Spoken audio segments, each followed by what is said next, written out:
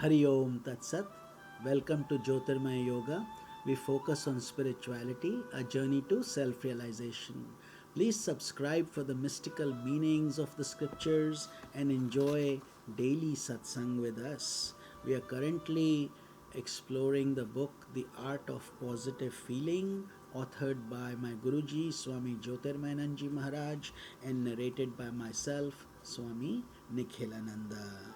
We are currently discussing the very important topic of anger, which we all suffer from time to time. Some more, some less, but it is a very important thing for us to control. Those situations in which your expectations are crushed and your feelings are thwarted have their purpose and profound meaning in life. It is during those experiences that you discover your roots in God. Comfortable situations cannot allow you to rise beyond your ego. If happy situations abound in human life, you would never turn your mind to God. As Saint Kabira said, of what use is this happiness that takes one's mind away from God? Let that happiness be hanged. Better it is to have pain and misery that directs one's mind to God. Thus, the subtle meaning of worshipping Durvasa in daily life implies developing persistence, endurance, patience, the spirit of forgiving those who hurt you, no matter how many times you are hurt. Remember always that you are not practicing patience towards individuals, you are practicing patience towards God, who is putting you to test. Krishna was fully aware of this, and you can be too. To the extent that you can welcome Durvasa, to that extent you become as divine as Krishna. The great secret of spiritual progress of a life that triumphs all over obstacles is to able to welcome Durvasa, to be able to serve him at any time, at any cost, sacrificing anything. Then, as a result of all this, the grace of Durvasa comes in. You discover you have never lost anything in your austerity.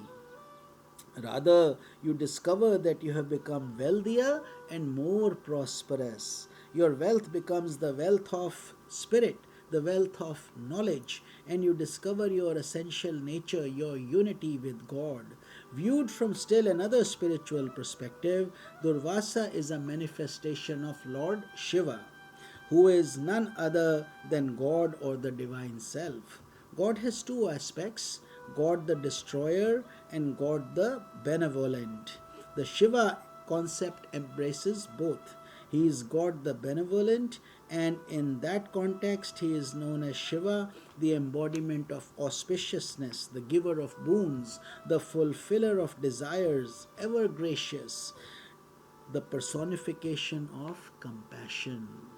God, however, has another aspect that operates in human life, the aspect that thwarts our desires, that crushes our expectations, that makes us age and destroys the elegance, beauty, and health of our body. That aspect is called Rudra, the terrible. To the human mind, the Rudra aspect seems terrifying, and the gentle Shiva aspect seems most wonderful. When one develops a more mature understanding of life, however, he realizes that both are needed. Good things will not come in your life unless certain things are destroyed first. You cannot have a newly designed house unless you demolish the old house. You cannot have a seed sprout unless its old form is destroyed. So construction and destruction must go on and on, side by side. Although destruction fills your heart with a sense of pathos and of cruelty, it heralds the emergence of beauty and glory. An aspirant must eagerly accept the destruction of egoism, mental impurities, and subtle obstacles that do not allow him to realize the self. However, while Rudra goes on destroying the illusions that your egoistic attitudes create, your healthier aspirations, those desires that are in harmony with your evolution, are immediately fulfilled by the grace of Lord Shiva.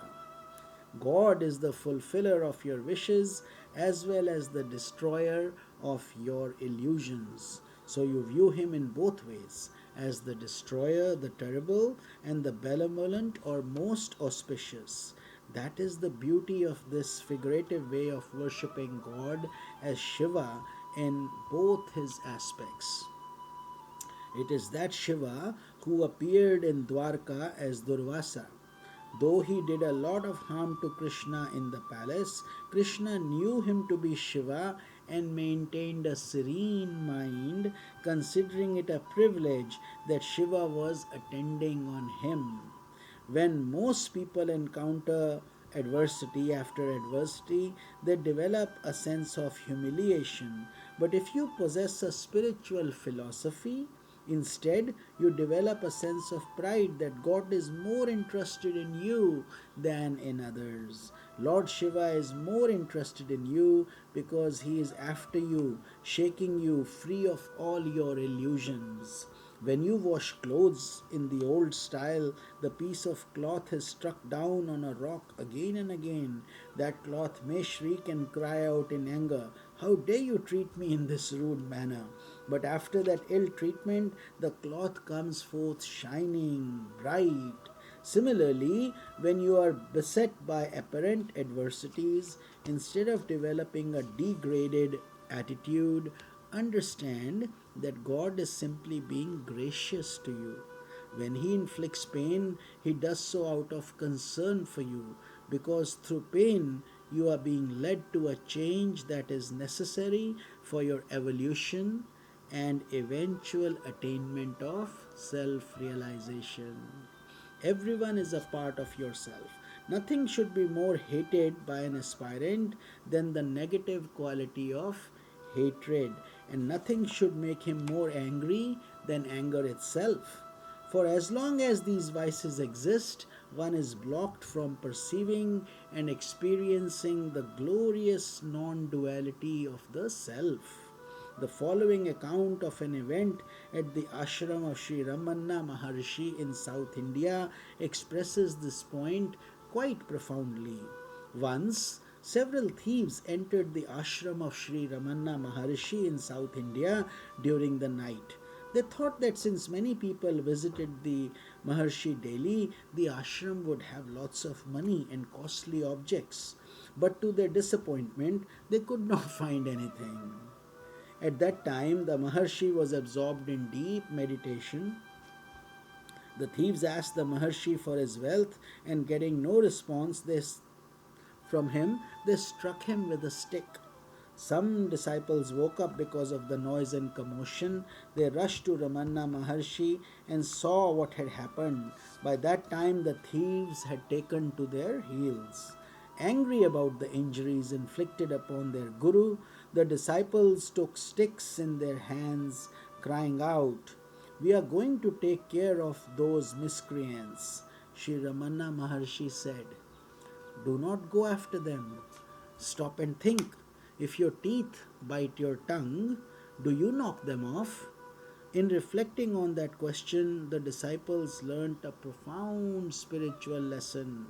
You would never think of knocking out your teeth if they bite your tongue, because both teeth and tongue are part of your one existence. You simply continue taking your teeth to the dentist to be cared for and pampered.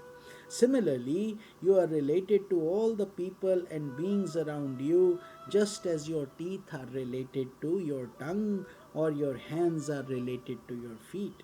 In other words, all beings are integrally related to the cosmic whole. All are part of the same divine self. That was the lesson Ramanna Maharshi wanted his disciples to understand, and that stirring vision of the non duality of the self is the goal of all spiritual movements. Om Tat Sat.